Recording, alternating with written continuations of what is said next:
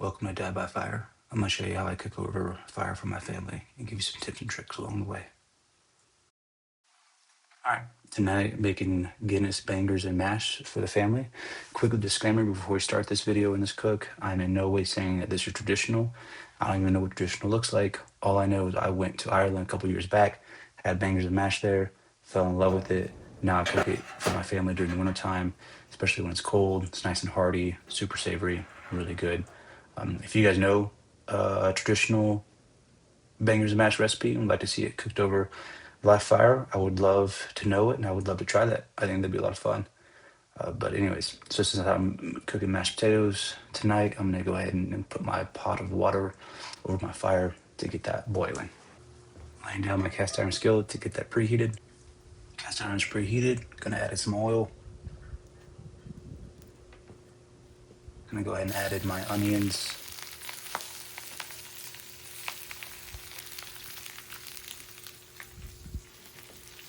Gonna give those a nice stir. Make sure they're all coated in the oil before I start adding my seasonings.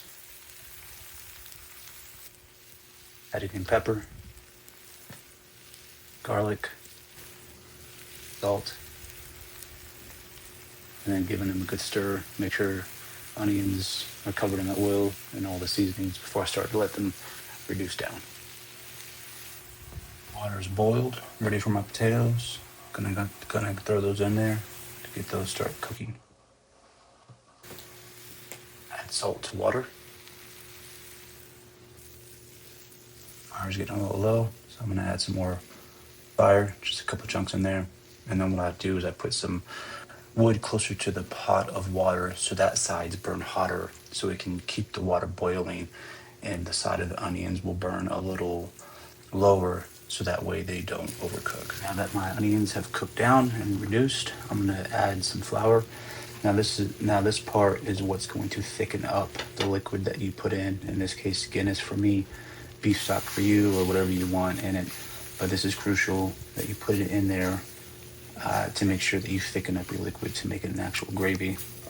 And then I cook those onions with the flour mixture down until that flour, you can't really see the flour anymore, and that makes sure that flour taste is gone.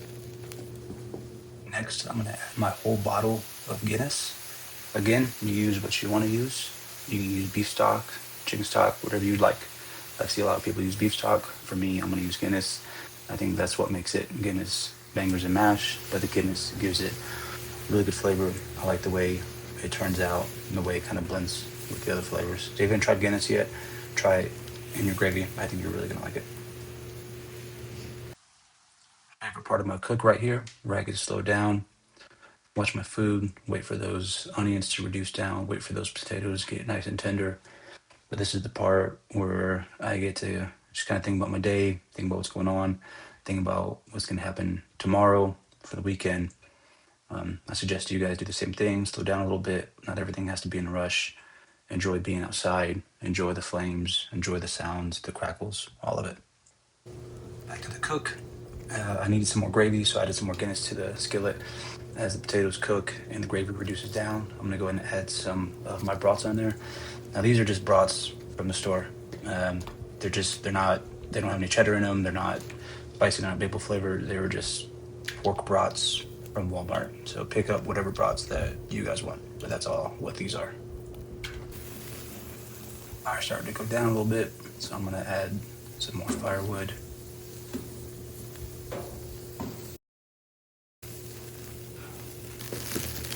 Brats are done on this side, so I'm gonna go ahead and flip them over.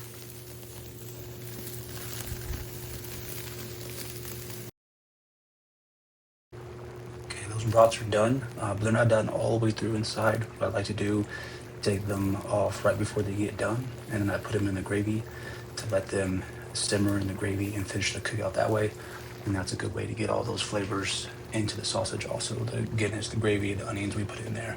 It's a good way to finish off those brats. Potatoes done. I'm gonna take those off the grate. Gonna move that skillet into the middle. Let the gravy continue to reduce and the sausage continue to cook. Move that grate up a little bit away from the heat. Saturating those potatoes, put them back out. Gonna add my seasoning, my butter, salt, pepper, garlic salt, and milk for creaminess,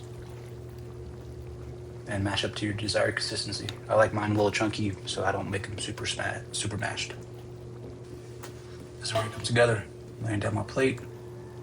Gonna first lay down a hefty bed of mashed potatoes. This is how I plate it. You can do it off to the side if you want.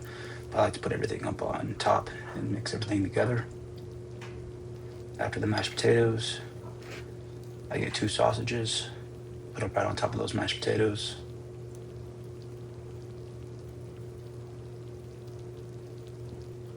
Then after those sausages have been put on the mashed potatoes, I go back into the skillet, get a nice big spoonful of gravy, put them right on top of those sausages.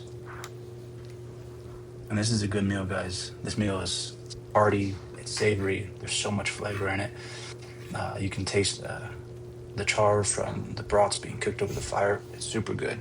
Let me know what you guys think in the comments below, and don't forget to like and subscribe, and I'll catch you next time.